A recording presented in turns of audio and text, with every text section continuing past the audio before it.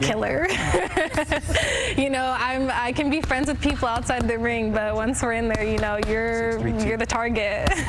Sacramento State's Ayanna Gonzalez can pack a punch.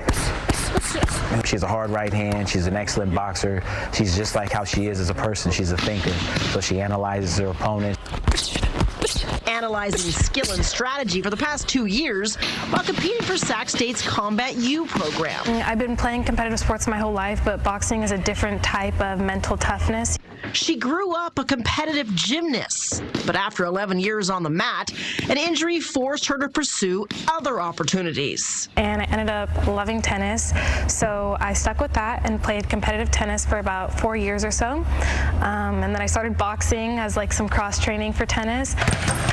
Getting a taste for the sport, but boxing's actually in Ayanna's blood, as her father, Brandon Gonzalez, was once a super middleweight title contender. I was in the gym while he was training. I was running around, trying not to distract him from his craft, but both my parents in the boxing gym, so I kind of grew up around the environment. I feel like I'm in my golden years, and I'm just enjoying retirement as I'm traveling and watching her succeed, make history.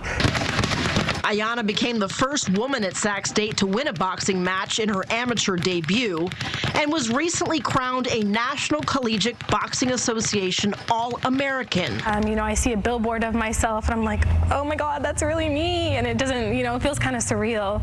And I think it's really more of a self-mantra to kind of pave a way for people, because I know boxing can be really intimidating, especially for women. I don't think you could be more proud as a parent, you know. She's my favorite boxer. Now, Ayanna balances her time in the ring with attacking her biological science degree at Sacramento State. I want to pursue medical school, so I don't know if that's something that I can incorporate with boxing, whether it's going into sports medicine and giving back to, you know, other boxers, or something of that nature. 9-2-3-2. She's going to get in, she's going to get out, and then she's going to go on to fulfill her career, which is be a medical doctor. So, I mean, you can't ask much more than that. You can't ask much more than that from your kids. I think we have an understanding, we have a plan, but I'm not opposed to her if she wants to put the work in and stick around for a few extra years to go to the 28 Olympics here in L.A. In Sacramento, Michelle Dapper, KCRA 3 News. A slip, 5'5". Oh, we'd love to see her at LA 2028.